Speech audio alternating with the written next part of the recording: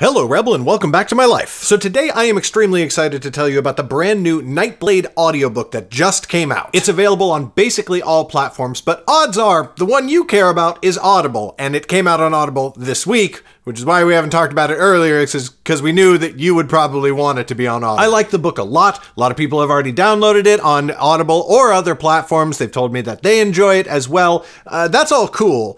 Today I want to talk to you about the narrator of the audiobook.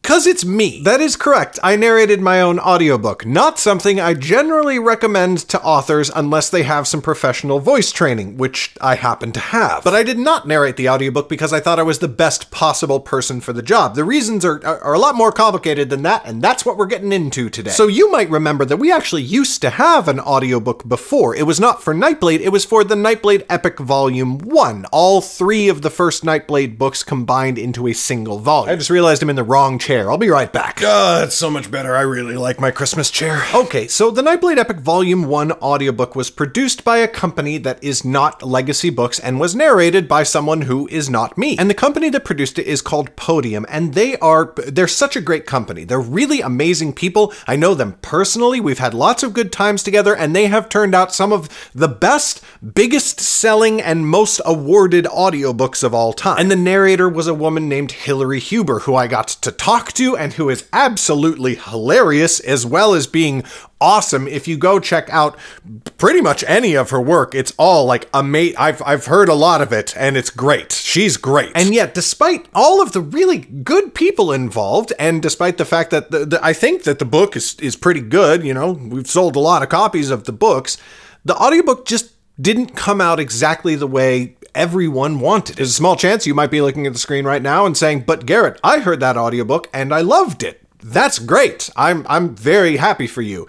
You just didn't happen to be in the majority, unfortunately. It didn't sell as much as we wanted it to. It didn't sell as much as Podium wanted it to. It didn't do fantastic. And these things happen. And sometimes, a lot of the times, and this time, you just don't know why. But with the book not being a big hit, there was a mutual decision that we're not going to do this anymore, and we were going to pull down the version of the audiobook that already existed and was for sale. Which is when I got started producing our own new versions of the audiobooks. And now, like, here's the thing. For multiple reasons, many reasons, I did not want to narrate the audiobook. For one thing, I don't need more demands on my schedule. That is not a thing that I am looking to add more of to my life. And I'm sure that all of you out there waiting for the next Underrealm book would agree. But more importantly, I wanted to share the love. You know what I mean? Legacy Books is a company that, at least in this early stage of its development, is built on partnerships. I want to create things that everybody has a stake in, that help a lot of people and help them grow. But we spent a lot of time searching around, and we found some really amazing, incredible voice talents out there. Some I knew personally beforehand and reached out and said, hey, would you be interested in working on this? Some we just did sort of like an open casting call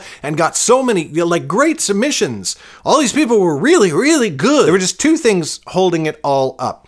A lot of the people who we could have worked with, like, logistically and financially, it was possible to work with, we couldn't quite get on the same artistic wavelength. I don't know how else to put it. We couldn't quite get to the point where we were fully on board with how to do everything, full artistic agreement, and I didn't see how we could get there without a lot more time investment. And time investment is fine. I want to invest time in these things. It's just that you have to pay people for their time, right? Obviously, that makes sense to everyone. Nobody wants to do it for free, and I wouldn't want anyone to do it for free. But then I looked at the fact that we already have 11 books of Underrealm out, and another one is coming very soon, and I looked at the time that would be required, and I looked at the money that would be required, and it would just not be something that we would be able to do in the next, like, 2 or 3 years. And that was not something that I could allow to be the case. And here's why. Audiobooks are important. They are important from a business perspective because there's just a large swath of readers out there who only listen to audiobooks or who greatly prefer audiobooks and would never buy the ebook or print books because they only want to listen to the audiobook. But much more important to that, at least in my mind, is that audiobooks are an extremely important accessibility point for many people in the disability community. And I'm not just talking about the blind or the visually impaired who can't read an ebook or a print book, but there are many people who can't hold up books or e-readers for various reasons. There's a wide number of reasons that somebody wouldn't be able to read a book. And so having an audiobook was an urgent priority. And it is actually something that has been brought up to me a lot. As you know, legacy books and the world of Underrealm are supposed to be diverse and inclusive. And yet we were leaving out what I think statistically is the largest marginalized community on the planet. So that sucked. We needed audiobooks and we needed them as fast as possible. Now, I feel like this is starting to sound a little bit like an apology in advance, like, sorry if the book isn't as good as you think it's going to be.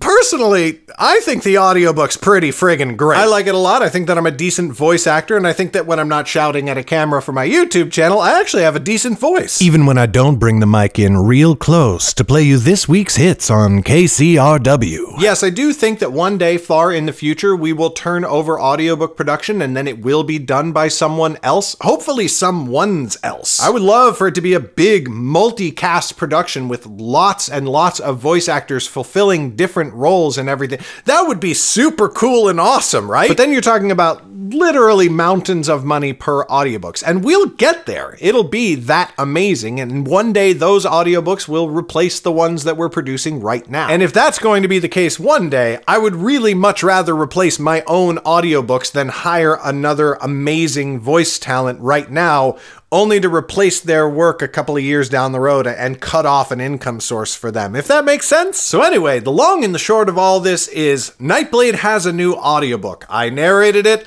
I think I did a pretty good job. I think you're gonna like it a lot, and it is now available for sale wherever audiobooks are sold, including Audible, link in the description. And hey, just as an option, if you're not already subscribed to Audible or you've never tried audiobooks before and you want to maybe give this one a shot, there's another link in the description. In fact, the first link in the description where you can go sign up for a free Audible trial. And if you sign up for that free Audible trial, you get a free audiobook. So you can literally go listen to Nightblade on Audible for free to see if this is like a thing that you want to do at all or not. To be clear, this is not an Audible sponsorship, but I do get, you know, like sales boostings and everything like that if you do sign up. But it's a great way for you to just see, hey, do I like audiobooks at all? And specifically, do I like Garrett's audiobook? So go check it out. You can buy the audiobook, or if you've never tried audiobooks before and you're not totally sure it's your thing, you can go try it for free. I really want to hear what you think. And that's all I've got for you today, Rebel. Seriously though, I do want to know what you think. So if you are one of the amazing and incredibly attractive individuals who goes and tries the audiobook on Audible, hit me up in the